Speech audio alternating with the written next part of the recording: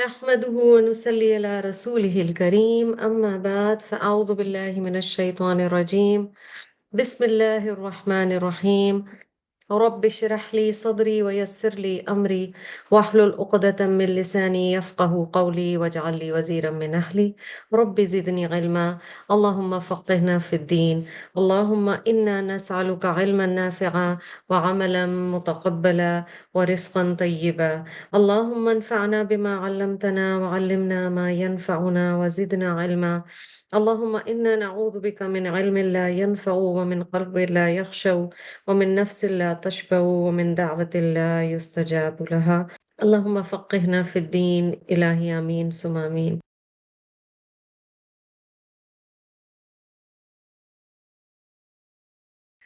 ألم تر إلى الذين يزعمون أنهم آمنوا بما أنزل إليك وما أنزل من قبلك يريدون أن يتحاكموا إلى الطاغوت وقد أمر أن يكفروا به ويريد الشيطان أن يضلهم ضلالا بعيدا.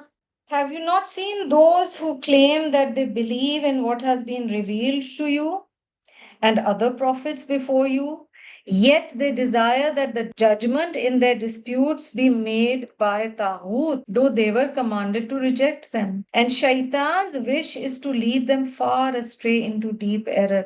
तो वही वाली बात हो रही है कि क्या तुमने उन लोगों को देखा नहीं है जो दावे तो बहुत बड़े बड़े करते हैं کہ ہمارا ایمان ہے اس پر جو آپ صلی اللہ علیہ وسلم پر نازل ہوا، جو کچھ آپ سے پہلے اتارا گیا، لیکن وہ اپنے فیصلے غیر اللہ کی طرف لے جانا چاہتے ہیں. ہمیں یہ بات بڑا سوچنا چاہیے because the world is a global village. اور ہم لاز کئی دفعہ جو دیکھ رہے ہوتے ہیں نا، ہم انٹرنیشنل لاز کو دیکھ رہے ہیں، ہم اور چیزوں کو دیکھ رہے ہیں، اور ہم یہ بھول رہے ہیں کہ فلاں چیز اللہ کے احکامات کے اگینسٹ جاتی ہے. فار ایگزامپل گھر خریدنے کے لیے لونز لینا، mortgages. That's one of the very basic examples. کوئی چیزیں ہیں وہ اللہ کے احکام میں ان کی اجازت نہیں ہے اور انسان وہی چیزیں کر رہا ہے، تو خیال رکھنا چاہیے. اور یہ چیزیں لوکلی بھی ہوتی ہیں کہ لوگ گھر لینے کے لیے سود پہ قرضے لے رہے ہوتے ہیں.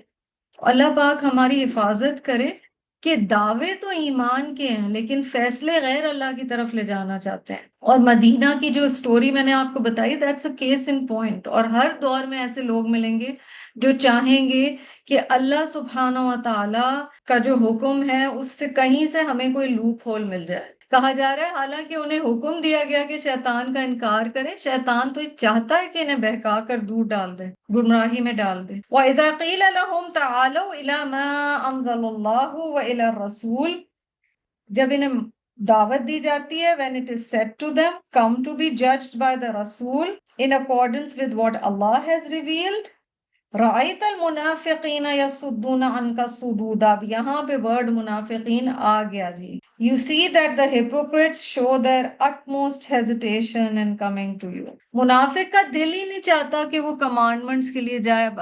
اگر آج کے زمانے میں خدا نہ خواستہ اب کسی کو ہم منافق کا فتویٰ نہ لگانا شروع کر دیں، بٹ فار ایگزامپل ایک سینیریو سوچئے کہ کوئی بات ہو رہی ہے اور اس میں کوئی آپ کی فرینڈ آ کے آپ کو کہتی ہے کہ ذرا سا یہ بھی دیکھ لو. مثلا ہم نے انہیریٹنس لاز پڑھے ہیں، ٹھیک ہے، وراثت کے قوانین. اب کوئی آ کے کہتی ہے یار تھوڑا سا دیکھ لو نا قرآن میں کیا ہے، کسی مفتی سے پوچھ لیتے ہیں. بندہ کہ نہیں نہیں بھائی مولوی تو کمپلیکیٹ کر دیں گے، ہمیں نہیں پوچھنا. I think I am doing the just thing. And basically a lot of it suits us. And what suits us, we want to do that. تو لفظ منافق جب آتا ہے نا میڈنائٹ ایرا کے کانٹیکسٹ میں، مدنی دور میں بہت منافقین سے آپ صلی اللہ علیہ وسلم کا واسطہ پڑا، تو ہمیں کئی دفعہ یہ خیال آتا ہے کہ یہ کسی اور کی بات ہو رہی ہے، یہ میری بات نہیں ہو رہی ہے. بس اللہ تعالیٰ ہمیں نفاق کی کئی شاخیں ہیں، جیسے ایمان کی کئی شاخیں ہیں اسی طرح بتایا گیا ہے نفاق کی کئی شاخیں. اللہ سبحانہ وتعالیٰ نفاق سے بھی ہمیں بچائے. وَإِذَا قِيلَ لَهُمْ تَعَالَوْا إِلَى مَا أَنزَلَ اللَّهُ وَإِلَى الرَّسُولِ رَأَيْتَ الْمُنَافِقِينَ يَصُدُّونَ عَنْكَ صُدُودًا، یہ جو دو دفعہ روٹ آیا نا سواد دال دال کا، اس میں روکنے کے معنی بھی ہیں اور رک جانے کے معنی بھی ہیں. To stop others or to stop yourself. فَكَيْفَ إِذَا أَصَابَتْهُمْ مُصِيبَةٌ بِمَا قَدَّمَتْ أَيْدِيهِمْ ثُمَّ جَاءُوكَ يَحْلِفُونَ بِاللَّهِ إِنْ أَرَدْنَا إِلَّا إِحْسَانًا وَتَوْفِيقًا.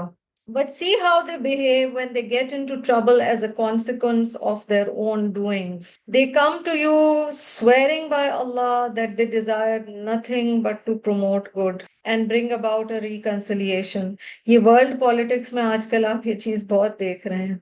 यानी नीयत अच्छी नहीं थी, मगर कहेंगे हम तो सुलह करवाना चाहते थे, हम तो सीज फायर चाह रहे हैं, हम तो चाह रहे हैं कि मसले को यहीं पर रोक दिया जाए. हाँ, फिर क्या बात है जब उन पर उनके करतूत के बायस कोई मुसीबत आ पड़ती है, तो फिर ये आपके पास आकर अल्लाह ताला की कस्में खाते हैं कि हमारा इरादा तो सिर्फ भलाई का और सुलह का था. तो यानी मुश्किल आई तो हुजूर सल्लल्लाहु अलैहि वसल्लम के पास चले आए ताकि मुश्किल से आजाद हो जाए, और जब अपने फेवर में चीज जा रही थी तब आप सल्लल्लाहु अलैहि वसल्लम के पास फैसले के लिए नहीं आना था. कुरान ना बुनियादी तौर पर हमें उस सोच से आजाद करता है, do in Rome as the Romans do. Quran कहता है तुम जहां भी हो, जिस हाल में भी हो, जिसके साथ भी हो, तुम्हारा खाना पीना पहनना ओढ़ना इबादत वही रहेगी. हाँ, ये जरूर हो सकता है कि आप कराची में हैं तो आपने शलवार कमीज पहनी है, और आप बाहर गए हैं तो आपने मॉडेस्ट लंबी कोई ट्राउजर पहन ली है जिसके नीचे आपने थर्मल पहन लिया. ये इस यहाँ उसकी बात नहीं की जा रही, बट जो मॉडेस्टी का एक रूल बता दिया गया वो हर जगह होगा. ये नहीं होगा कि जाए नमाज पे तो मेरा एक बाल भी ना नजर आए, लेकिन मैं उससे उठूं तो मेरी कैफियत फर्क हो. यहाँ पर बताया जा रहा है कि जब कोई मुश्किल आती थी तो अल्लाह के पास, नबी सल्लल्लाहु अलैहि वसल्लम के पास आकर अल्लाह की कसमें, हम तो बड़े सिंसियर थे, हम तो सुलह करना चाहते थे, हालांकि इनकी नीयत में खास नहीं था. हम सबको इन आयात से अपने लिए भी बहुत कुछ सीखना है. मैं रिसेंटली सुन रही थी किसी स्कॉलर का, और उन्होंने कहा कि नबी सल्लल्लाहु अलैहि वसल्लम एक ही आयत से पूरी पूरी रात दुआएं करते थे. कुरान के साथ भी ये जो हमारी जर्नी है ना, इसमें हमें तो जाहिर है जल्दी गुजरना होता है, because we are pressed for time and we are trying to make the most of the time we have, अल्हम्दुलिल्लाह फॉर दैट. ये जरूर जहन में रखिए कि अगर कोई आयत बहुत आपको दिल पे लगती है तफसीर के दौरान या तदब्बर के दौरान, या इसको सिर्फ एक सिंपल एक्सप्लेनेशन कह लें तो तफसीर और तदब्बर है भी नहीं, दिस इज अ तस्कीर, उसको मार्क करें और बाद में उस आयत के साथ थोड़ा टाइम स्पेंड करें. और जो लोग तर्जुमा कर रहे हैं उनके पास ये अपॉर्चुनिटी ज्यादा है कि आप दोबारा देख सकते हैं. अगर कोई सवाल आपके जहन में रह गया तो आप उस्ताद को लिख के भेज सकते हैं, ईमेल कर सकते हैं, ताकि ये चीजें, क्योंकि बड़ी अहम आयात हैं. आगे चलते हैं जी. उलाइक अल्लज़ीना यअलमुल्लाहु मा फी कुलूबिहिम. अल्लाह knows what really is in their hearts. यानी दुनिया से छुपा लोगे, अल्लाह से कैसे छुपाओगे? अल्लाह खूब जानता है उनके दिलों में क्या है. अब ऐसी सिचुएशन में सोचिए कि नबी सल्लल्लाहु अलैहि वसल्लम को पता था ये लोग सिंसियर नहीं, ठीक है, इन लोगों ने they went behind his back, they are not sincere, they want to harm Islam. Imagine करें मुझे और आपको पता चल जाए कि कोई शख्स है, इसने मुझे नुकसान पहुंचाने की कोशिश की है, सारा खुल के मामला सामने आ गया. अल्लाह ताला कह रहे हैं अल्लाह को तो पता है इनके दिलों में क्या है, मगर नबी सल्लल्लाहु अलैहि वसल्लम को क्या हुक्म दिया जा रहा है. It's amazing, please highlight this आयत. फ़अरिदनहुम, तो उनसे दरगुजर कीजिए, यानी उनसे दूर हट जाए. टर्न योर फेस अवे, यानी उनके साथ मामले में लड़ाई में उलझे मत. वाइज़हुम, और उनको वाजो नसीहत कीजिए, एडमोनिश देम. वकुल लहुम फी अनफुसिहिम कौलन बलीगा, उनसे कहिए उनके बारे में असर अंगेज बातें. Allah knows what really is in their hearts.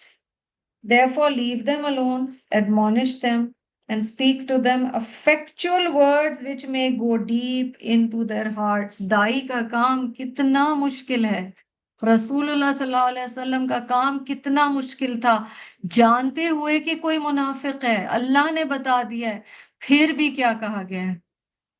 ये वो लोग हैं कि इनके दिलों का भेद अल्लाह ताला पर बखूबी रोशन है. आप उनसे चश्म पोशी कीजिए. चश्म पोशी करना क्या है? प्रिटेंड करना कि मैंने तुम्हारी ये गलती देखी नहीं. अल्लाह हम सबको ये हिकमत अता फरमाए. जो अक्लमंद वालिदैन होते हैं वो बच्चों के साथ ये करते हैं, उनकी हर गलती पे पकड़ते नहीं, उन्हें नसीहत करते रहिए. اور انہیں وہ بات کہیے جو ان کے دلوں میں گھر کرنے والی ہو. سمجھ رہے ہیں نبی صلی اللہ علیہ وسلم کا کام کتنا مشکل تھا، اور ان کا کام کرنے والے جو لوگ ہیں ان کو اپنے اندر کتنی برداشت لانی پڑے گی، کتنا معاف کرنا پڑے گا، اور اندر سے جینیون معاف کرنا پڑے گا، اور پھر بھی دعویٰ کرتے رہیں گے اور انہیں ان ورڈز میں سمجھانے کی کوشش کریں گے جو انہیں سمجھ آتے ہیں، اور پیار سے، اور انفسہم جو کیا ہے نا، یعنی ان کے دل میں گھر کر جائے، دل میں اتر جائے، سمجھ جائے، پہنچ جائے. بلیغہ کا یہ مطلب ہے. لہم، وقل لہم، ان سے ہی آپ یہ بات کریں. آپ ایکس وائی زیڈ سے جا کے ان کے بارے میں غیبت نہیں کریں گے کہ دیکھو میں نے تو اسے اتنا دعویٰ کیا اور آپ کو پتہ ہے یہ اندر سے ایسی ہے، اور نہ نہ نہ نہ نہ. جو اگر کسی کو کہنا ہے وہ اسے ڈائریکٹ کہیں، ورنہ بہتر یہ ہے چشم پوشی کریں، نصیحت کرتے رہیں جس بھی طریقے سے، ڈائریکٹ انڈائریکٹ، اور وہ بات کہیں جو ان کے دل میں گھر کرنے والی ہے. So 3 steps here according to human psyche: no emotional outbursts, then the need to admonish, to advise, to counsel.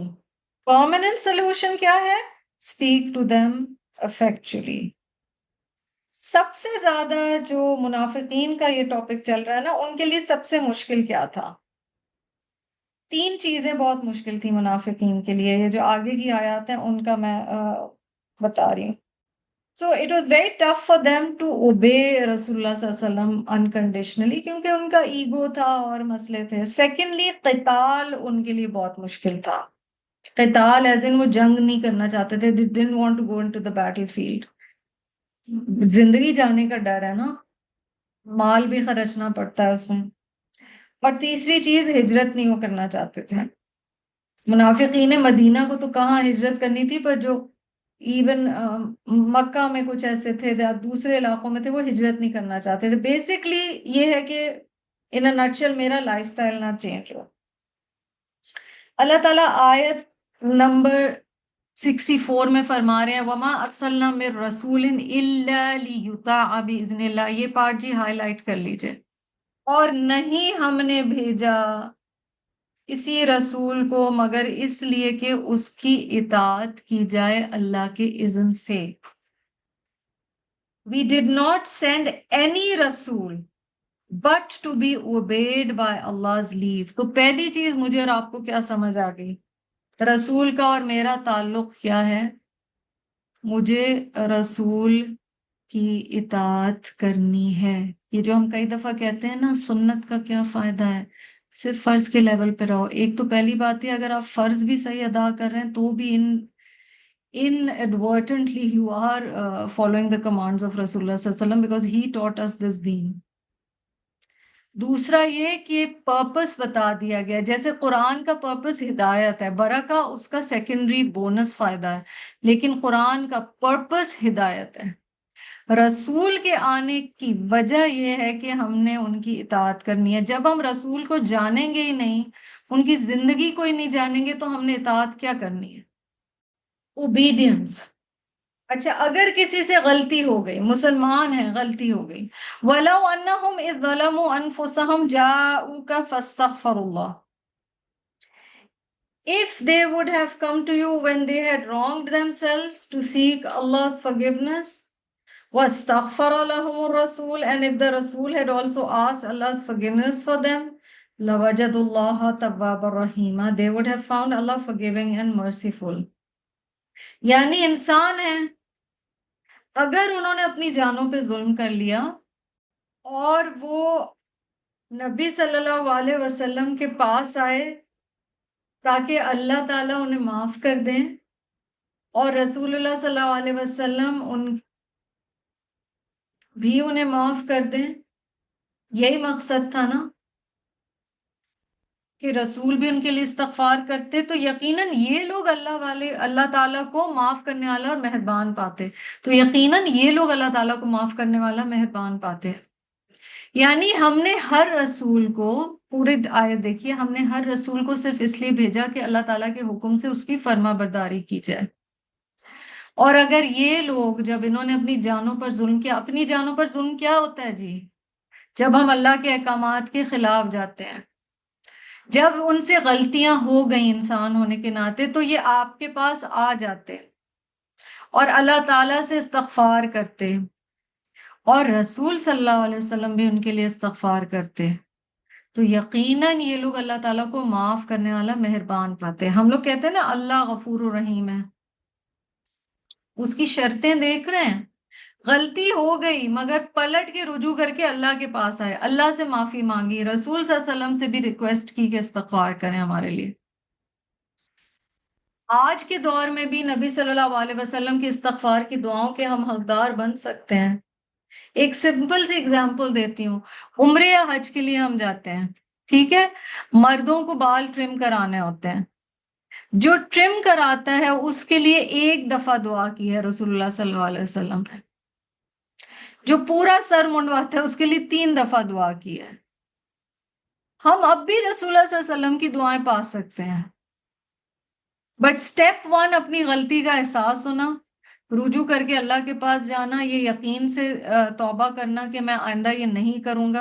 حضور صلی اللہ علیہ وسلم سے اس وقت کے لوگ they had this beautiful opportunity کہ حضور صلی اللہ علیہ وسلم سے استغفار کی گزارش کرتے، ہم وہ نہیں کر سکتے، لیکن ہم آپ صلی اللہ علیہ وسلم کی احادیث کی روشنی میں، سیرت کی روشنی میں ہم وہ کام کر سکتے ہیں جن کاموں کی وجہ سے حضور صلی اللہ علیہ وسلم نے لوگوں کے لیے دعا فرمائی، اپنی امت کے لیے دعا فرمائی۔ اچھا، یہاں پہ ایک چھوٹا سا سوال پیدا ہوتا ہے، کیا کسی کو کہنا چاہیے کہ ہمارے لیے دعا کرو؟ اس میں اختلاف ہے علماء میں۔ کچھ کہتے ہیں کہ ہم دوسروں سے کہہ سکتے ہیں کہ ہمارے لیے دعا کریں، کچھ کہتے ہیں کہ نہیں، اپنے لیے دعا خود ہی کریں۔ ایک گروپ کا خیال ہے کہ اللہ کے علاوہ کسی سے سوال کرنا اچھا نہیں ہے۔ انبیاء علیہ السلام سے تو دعا کرانا ثابت ہے، اور آپ صلی اللہ علیہ وسلم نے مثلا حضرت اویس قرنی رضی اللہ عنہ کے بارے میں کہا تھا کہ تم ان سے اپنے لیے دعا کراؤ، ان کی دعائیں قبول ہوتی ہیں۔ اس میں یہ ضرور ذہن میں رکھیے کہ لوگوں پہ بہت زیادہ بوجھ نہ ڈالیں، یہ کہہ دیں کہ اگر آپ کو یاد رہے تو آپ دعا کر لیں، پہلی بات یہ۔ دوسرا، یہ جو ریچول ہے نا کہ اگر کوئی عمرے پہ جا رہا ہے، حج پہ جا رہا ہے، تو وہ مطلب مجھے لسٹیں دے دو، اور اللہ تو یہاں بھی ہے، اللہ وہاں بھی ہے، ٹھیک ہے۔ اور پھر مستقل لوگوں کو کہنا دعا میں یاد رکھیے گا، دعا میں یاد رکھیے گا۔ اگر آپ کا اس شخص سے کوئی دلی تعلق ہے، آپ کو لگتا ہے کہ وہ آپ کے لیے دعا کرے گا، کلوز تعلق ہے، تو بالکل آپ کہہ سکتے ہیں، لیکن کانسٹنٹلی اسے ایک رسم نہ بنائیں کہ ہاتھ ملائیں اور کہیں آپ مجھے دعا میں یاد رکھیے گا۔ سچی بات ہے، اتنے لوگوں کو بندہ یاد رکھ سکتا نہیں ہے، اپنی دعائیں ہم پوری کر لیں تو بہت ہے۔ اور جنرلی جو دعا کرنے والا ہے وہ کہے کہ اللہ سب مومنین اور مومنات کی جائز دعائیں آپ قبول فرما لیجئے، that's about it۔ لیکن جو دل سے دعا نکلتی ہے نا، اس کے جس کے اوپر گزرتی ہے، یا تو آپ کسی کی زندگی میں اتنا بڑا کوئی رول پلے کریں کہ وہ آپ کے لیے دعا مانگنے پہ مجبور ہو جائے۔ فلاح، اب یہ دیکھیے اگلی آیت شروع ہو رہی ہے فلاح سے، اور فلاح سے آیت شروع ہو رہی ہے تو اس کا مطلب ہے سٹریس دیا جا رہا ہے۔ فلا وربک لا یؤمنون حتی یحکموک فیما شجر بینہم ثم لا یجدوا فی انفسہم حرجا مما قضیت ویسلموا تسلیما۔ No, O Muhammad sallallahu alaihi wasallam, by your Rabb, they will never be true believers until they accept you as a judge in their disputes. Then they do not find any resentment in their hearts against your verdicts and accept them with complete submission۔ سمجھ آ گیا حضور صلی اللہ علیہ وسلم اور ہمارا تعلق کتنا گہرا ہے؟ قسم ہے تیرے پروردگار کی، یہ ہرگز مومن نہیں ہو سکتے جب تک آپس کے تمام اختلافات میں آپ صلی اللہ علیہ وسلم کو حکم یا حاکم نہ مان لیں۔ یعنی کسی چیز میں اگر حضور صلی اللہ علیہ وسلم کا صحیح حدیث سے، قرآن سے، ظاہر قرآن سپریم اینڈ دین صحیح حدیث، اگر کوئی آپ کو ڈائریکشن مل گئی ہے، پھر آپ اور میں نہیں کہہ سکتے کہیں اور سے ہم ڈائریکشن مانگیں۔ کوئی مجھے ایسا فتویٰ مل جائے جو میری مرضی کا ہو، پھر میں کسی ایسوٹیرک اسکالر کے پاس بھاگی بھی جاؤں کہ بس نہیں، یہ قرآن کہہ رہا ہے. جب تک تمام آپس کے اختلافات میں آپ کو حکم نہ مان لیں، حاکم نہ مان لیں، پھر جو فیصلے آپ ان میں کر دیں ان سے اپنے دل میں اور کسی طرح کی تنگی اور ناخوشی نہ پائیں. یعنی صرف یہ نہیں کہ بس مان لیے بات، اچھا چلو اب تو ماننی پڑ گئی ہے، ویسے میرا دل تو یہ نہیں تھا. نہیں، دل کے اندر اپنے دل کو چیک کریں. اللہ اور رسول صلی اللہ علیہ وسلم کے کمانڈمنٹس میں دل راضی ہے، یا یہ کہ مان رہے ہیں مگر دل راضی نہیں ہے؟ اور فرما برداری کے ساتھ قبول کریں، یہی تو اسلام ہے. وَيُسَلِّمُوا تَسْلِيمًا. So we have to ask ourselves, do I accept what Rasulullah sallallahu alaihi wasallam brought as wholeheartedly as I accept the Quran? Especially those orders that are against my heart. Not just listening, but razi on his decision. وَلَوْ أَنَّا كَتَبْنَا عَلَيْهِمْ أَنِ اقْتُلُوا أَنفُسَكُمْ أَوْ اخْرُجُوا مِنْ دِيَارِكُمْ مَا فَعَلُوهُ إِلَّا قَلِيلٌ مِّنْهُمْ وَلَوْ أَنَّهُمْ فَعَلُوا مَا يُوعَظُونَ بِهِ لَكَانَ خَيْرًا لَّهُمْ وَأَشَدَّ تَثْبِيتًا. اللہ تعالیٰ یہاں کیا ارشاد فرما رہے ہیں؟ If we had commanded them to sacrifice their lives or to leave their homes, very few of them would have done it. Yet if they would have done what they were commanded to do, it would have been better for them. Not only would their faith have been strengthened, اور اگلی آیت connected ہے وَإِذَا لَآتَيْنَاهُم مِّن لَّدُنَّا أَجْرًا عَظِيمًا, but we would have given them an extra reward on our own. یہاں پر اللہ تعالیٰ کیا ارشاد فرما رہے ہیں؟ اور اگر ہم ان پر فرض کر دیتے کہ اپنی جانوں کو قتل کر ڈالو یا اپنے گھروں سے نکل جاؤ، تو اسے ان میں سے بہت ہی کم لوگ بجا لاتے ہیں. یعنی very few would have listen to this. اور اگر یہ وہی کریں جس کی انہیں نصیحت کی جاتی ہے تو یقیناً یہی ان کے لیے بہتر ہے. اور یہ جو کہا گیا نا وہ اشد تثبیتا، اور بہت زیادہ مضبوطی والا ہے. یعنی the more it's cause and effect, the more you listen to Allah subhanahu wa ta'ala, the more Allah strengthens your feet on the path of deen. جتنا ہم اللہ کے احکام سنتے ہیں، فرما برداری کرتے ہیں، اتنا ہمیں استقامت ملتی ہے. ہم اپنے لیے کئی دفعہ اس دعا کرتے ہیں، یا اللہ مجھے دین پر استقامت دے.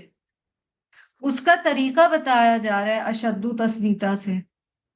جتنا تم اللہ کے احکام مانو گے اتنا تم مضبوط ہوتے جاؤ گے دین میں. جتنا تم ڈنڈیاں مارو گے، جسٹیفیکیشنز ڈھونڈو گے، لوپ ہولز ڈھونڈو گے، آدھا کرو گے آدھا نہیں کرو گے، اتنے تم اندر سے کمزور ہو گے. اگلی آیت کی ٹرانسلیشن بھی دیکھیے کہ نہ صرف یہ فائدہ ہے کہ اللہ سبحانہ و تعالیٰ ان کے قدم جما دیں گے، یہ بھی ہے اور تب تو انہیں ہم اپنے پاس سے بڑا ثواب دیں گے. وَلَهَدَيْنَاهُمْ صِرَاطًا مُسْتَقِيمًا. تیسرا فائدہ، and also guide them to the straight path. اور البتہ ہم انہیں ہدایت دیں گے سیدھے راستے کی. یہ سب کہاں سے چلا آ رہا ہے جی؟ منافقت کو چھوڑ دو، جو رسول اللہ صلی اللہ علیہ وسلم لائے ہیں اس کو مان لو، آپ صلی اللہ علیہ وسلم کے احکامات کو مانو. ڈس اوبیڈینس بڑی چیزوں میں بھی اور چھوٹی چیزوں میں بھی، چھوٹی چھوٹی چیزوں میں بھی چھوٹے چھوٹے گناہ بھی جمع ہو کر بڑے بن جاتے ہیں. کیونکہ ایک چیز یاد رکھیں، اگر ایک شخص مستقل سننا چھوڑتا رہتا ہے نا کہ چلو میں فرض تو پورے کر رہی ہوں، سنت چھوڑ دی، کسی کمزور لمحے میں وہ فرض بھی چھوڑ دے گا.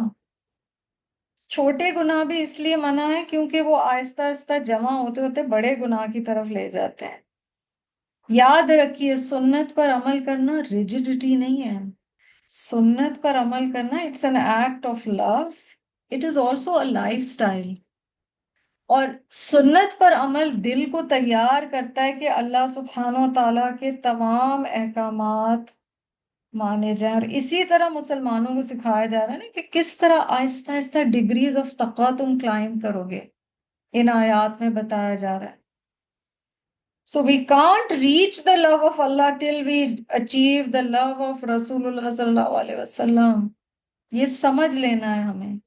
اور وَلَا هَدَيْنَاهُمْ صِرَاطًا مستقیمہ کیوں ہے؟ کیونکہ ایک اچھا کام دوسرے اچھے کام کی طرف دروازہ کھولتا ہے.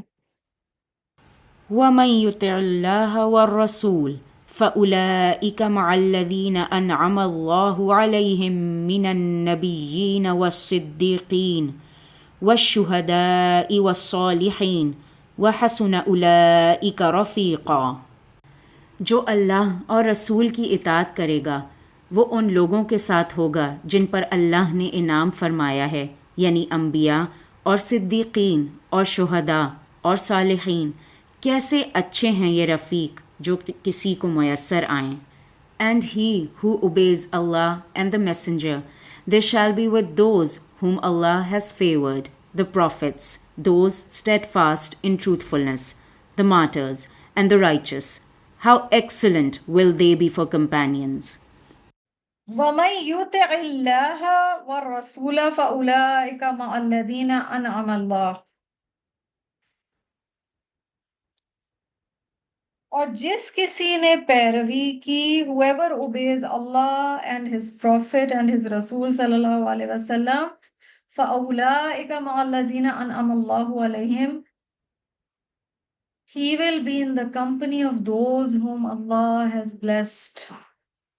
مِنَ النَّبِيِّينَ, from the prophets alayhim assalam, was-siddiqeen, the truthful ones, was-shuhada, the martyrs, was-salihin, and the righteous, wa-hasuna ulaika rafiqa. What excellent companions they will be. ذَلِكَ الْفَضْلُ مِنَ اللَّهِ, this is the real grace from Allah. وَكَفَى بِاللَّهِ عَلِيمًا, and sufficient is Allah's infinite knowledge. Subhanallah. ایک شخص نے رسول اللہ صلی اللہ علیہ وسلم سے سوال کیا قیامت کب آئے گی؟ آپ صلی اللہ علیہ وسلم نے کہا تم نے اس کے لیے تیاری کیا کی ہے؟ اس نے کہا میں نے کوئی تیاری نہیں کی مگر میں اللہ اور اس کے رسول سے محبت کرتا ہوں صلی اللہ علیہ وسلم.